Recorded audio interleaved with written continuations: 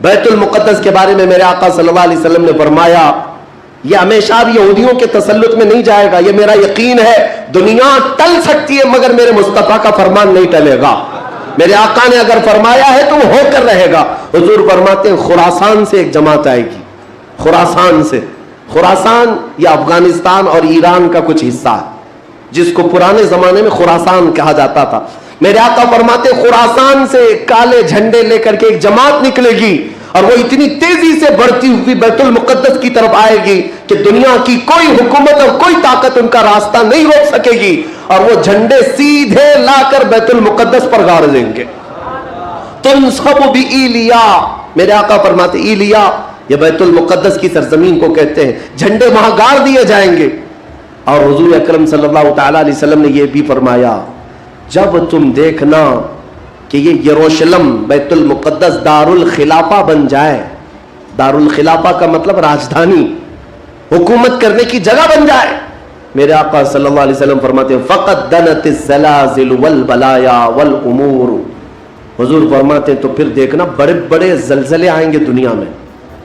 جب یروشلم کو راجدھانی بنا دیا جائے دار الخلافہ، بڑے بڑے زلزلے آئیں گے دنیا میں، والبلایا اور بہت ساری بلائیں پھیلیں گی پوری دنیا میں، یہ وائرس یہ کنٹینیو آئیں گے، یہ مت سمجھنا کورونا چلا گیا، ہاں یہ سب اب کنٹینیو آنے والی ہیں بلائیں، پوری دنیا میں بلائیں پھیل جائیں گی اور اتنے بڑے بڑے معاملات ہوں گے جن کو تمہارے کانوں نے سنا نہیں ہوگا۔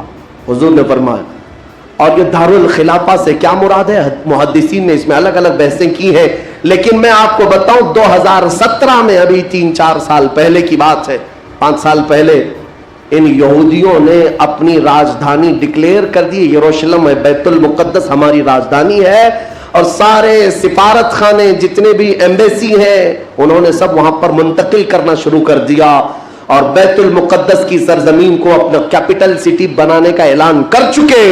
اور میرے آقا کی حدیث صادق آ رہی ہے، جب وہ راجدھانی بنے گی اب بڑے بڑے زلزلے ہوں گے اور پوری دنیا میں بلائیں پھیلیں گی اور بڑے بڑے معاملات ہوں گے، اور پھر اس کے بعد میرے آقا صلی اللہ علیہ وسلم فرماتے ہیں ایک دور ایسا آئے گا کہ اللہ ان کو ذلیل و رسوا کر کے اس زمین سے نکالے گا، اور ایک امام برحق کے جھنڈے تلے مومنین جمع ہوں گے۔ پوچھا گیا وہ امام برحق کون ہوگا؟ میرے آقا فرماتے ہیں وہ میری اولاد میں سے ہوگا، اس کا نام میرے نام پر ہوگا، اس کے باپ کا نام میرے باپ کے نام پر ہوگا، اور اللہ اس کو امام مہدی کی شکل میں بھیجے گا۔ ہاں یہ زمانہ بہت قریب آ چکا، یہ زمانہ بہت قریب آ چکا۔ میں بارگاہ رب العزت میں آج جمعۃ الوداع میں یہی دعا کرتا ہوں کہ مولا اگر زندگی کی سانسیں باقی ہیں تو امام مہدی کی فوج میں ہمیں جگہ عطا فرما، ان کے جھنڈے تلے مولا ہمیں امن و امان عطا فرما دے، دنیا سے ظالموں کے چنگل سے مولا ایمان والوں کو آزادی عطا فرما، کفار و مشرکین کے تسلط سے مومنین کو آزاد فرما دے۔ اے رب ذوالجلال احسن الخالقین، اس ماہ مبارک میں اگر تو ہمیں مولا ان راتوں میں ان دنوں میں عبادتوں کو قبول کیا اور بھیک میں کچھ دے تو مولا صرف اتنا دے دے کہ پوری امت کو مولا خیر و عافیت عطا کر دے، کھوئی ہوئی عزت و وقار عطا فرما دے، ہمارے ناحق قید کیے ہوئے بچوں کو مولا آزادی عطا فرما دے، بے قصور جیلوں میں بند ہمارے بچوں کو مولا آزادی عطا فرما دے۔ 1914 سے 1918 کے بیچ میں فرسٹ ورلڈ وار ہوئی، دنیا کی سب سے بڑی جنگ، پہلی جنگ عظیم، جس میں ترکیوں نے جرمنی کا ساتھ دیا اور ہار گئے برطانیہ انگلینڈ کے مقابل میں۔ تو ہارنے کی وجہ سے ہوا یہ کہ ترکی کی ساری خلافت ختم ہو گئی، خلافت عثمانیہ کے ٹکڑے ٹکڑے ہو گئے، 50 ملکوں پر ان کی اکیلی حکومت تھی، سب ٹکڑے ہو گئے، ترکی کو سب ختم کر دیا گیا، خلافت ختم کر دی گئی۔ یہ 1920 میں خلافت ختم کر دی گئی، اور پھر برطانیہ انگلینڈ کے تسلط میں، اس کے قبضے میں فلسطین بھی آیا۔ یہ وہ زمانہ تھا جب ہمارا انڈیا بھی انگلینڈ کے انڈر میں تھا، ہمارا بھارت بھی۔ برطانیہ ہر ملک فتح کرتے ہوئے اپنے اندر لیتے جا رہے تھے، یہ انگریزوں کی عادت تھی، تو فلسطین بھی ان کے اندر میں تھا۔ تو اب ان لوگوں نے یہودیوں کے لیے ایک عام اعلان کیا، ڈکلیریشن آف بالفور کہا جاتا ہے، ایک بالفور اعلامیہ، جس میں اعلان کیا گیا کہ دنیا بھر کے جو بھی یہودی ہیں وہ ہجرت کر کے یہاں آئے، انہیں گھر دیا جائے گا۔ 1921 से फिर फिलिस्तीन में एक छोटी सी बस्ती में इनको बसाया गया। 4000 लोग पहले आए, 4000 लोग आए, फिर ये हिजरत का सिलसिला चलता रहा यहाँ तक कि 1947 में इनकी आबादी 36 लाख के करीब हो गई। 30-35 लाख से बढ़ करके आगे बढ़ गए। और उसके बाद फिर 1948 में इन जालिमों ने अक़वाम मुत्तहिदा यूएनए की मदद से ये ऐलान कर दिया पूरी दुनिया में कि अब ये फिलिस्तीन नहीं है, इसका आधा हिस्सा इजराइल है, ये हमारा मुल्क है। बात दर हकीकत ये थी कि यूएनए में, अक़वाम मुत्तहिदा में ये बिल पास हुआ था कि यहूदियों को भी रहने दिया जाए, मुसलमानों को भी। इस फिलिस्तीन के 2 टुकड़े किए जाएंगे, एक मुसलमान फिलिस्तीन बनाएंगे और एक यहूदी इजराइल बनाएंगे। आज भी ये अक़वाम मुत्तहिदा यूएनए का ये बिल आज भी मौजूद है। अक़वाम मुत्तहिदा से ये बिल पास हुआ, यहूदी तो मान गए लेकिन पूरे अरब के मुसलमान इसके खिलाफ थे कि अरबों के बीचों बीच एक यहूदी रियासत कैसे कायम हो सकती है, ये हमारा मुकद्दस मामला है, मुकद्दस सरजमीन से हमारा ताल्लुक है। एहतजाज करते रहे लेकिन इन यहूदियों ने माल के जरिए, औरतों के जरिए सारे अरब मुल्कों के जो बादशाह थे इन तक अपना तसल्लुत जमा लिया। कई ऐसे अरब बादशाह हैं जिनकी बीवियां यहूदी, उनके घरों तक ये पहुंच गए और उनको ऐसा न्यूट्रल कर दिया कि अब वो फिलिस्तीन के बारे में बात ना करें। हुआ ये कि इजराइल तो बन गया लेकिन आज तक फिलिस्तीन नहीं बन सका। फिलिस्तीन का वजूद दुनिया नहीं दिखाती, गूगल में चेक करो तो नहीं बताता, फिलिस्तीन कोई जगह नहीं। मेरे अजीजों, हर 10-10 साल पर ये ज़मीन को हड़पते आज पूरा वो अर्ज़ मुक़द्दस जिसको फिलिस्तीन कहा जाता है 90% यहूदियों के कब्जे में आ गया। अक़वाम मुत्तहिदा से ये भी बिल पास हुआ था कि आधा कर लिया जाए, इजराइल एक रियासत, फिलिस्तीन एक रियासत, लेकिन बैतुल मुक़द्दस जो है, मस्जिद अक़सा, वो दोनों के अंदर में नहीं रहेगी, ये अक़वाम मुत्तहिदा के अंदर में, ये खुद मुख्तार रहे।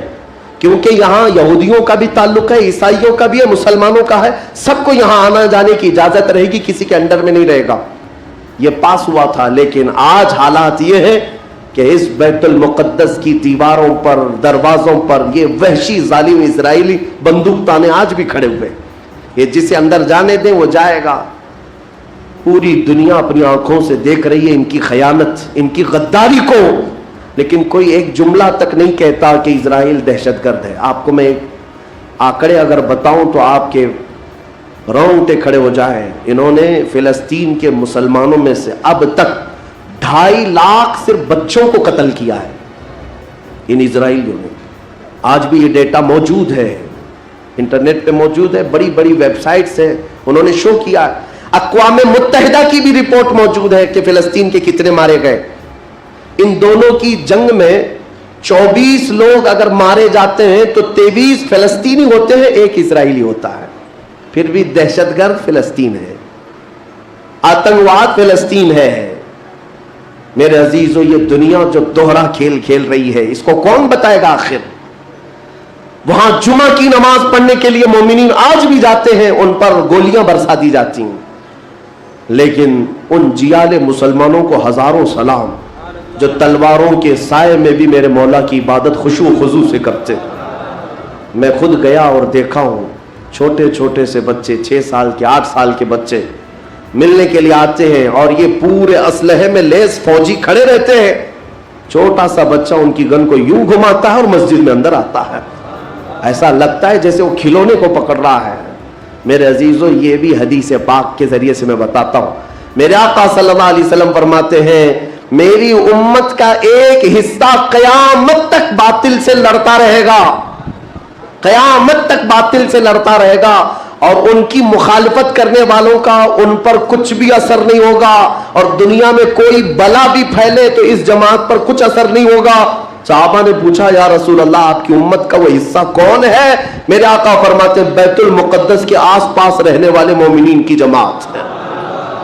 उनकी फजीलत में मेरे आका ने फरमाया क़यामत तक लड़ते रहेंगे, क़यामत तक, और उनकी खिलाफ करने वालों का उन पर कुछ भी असर नहीं होगा। और हम देख रहे हैं, अरे बड़ी बड़ी इमारतें एक बम से गिरा दिया, दूसरे दिन उनके आसपास इनकी गाड़ियां भी चल रही हैं, दुकानें भी चल रही हैं, बाजार भी चल रहा है।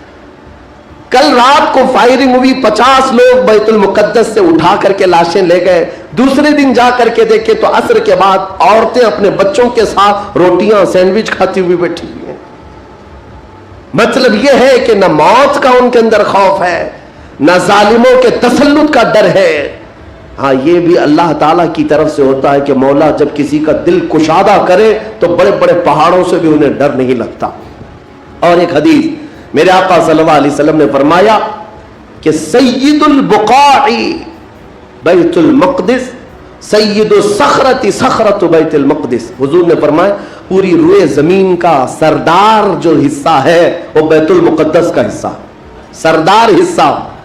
और गुंबदों में अगर सरदार गुंबद है तो बैतुल मुक़द्दस का गुंबद है, ये मेरे आका ने फरमाया। और हुजूर फरमाते हैं तुम देखना कि आखिर जमाने में सारे लोग उस जमीन की तरफ हिजरत कर जाएंगे। जब ऐसी हिजरत का वक्त आ जाए हुजूर फरमाते फलज़महुम, तुम लाजिम पकड़ लेना, उस जमात के साथ चले जाना, क्योंकि खैर पूरी दुनिया में सिर्फ वही होगा और कहीं नहीं होगा। और आज जो हालात देख रहे ना, यहूदियों का तसल्लुत है, उनका कब्जा है, मेरे अजीजों चंद दिनों की बात है। मैं कुरान से और हदीस से, वक्त होता तो मैं आज, चूंकि ये जुम्मतुल विदा है और यौम कुद्स के नाम से पूरी दुनिया आज मना रही है, इसलिए मैंने तुम्हारे सामने ये बातें रखी हैं। बैतुल मुक़द्दस क्या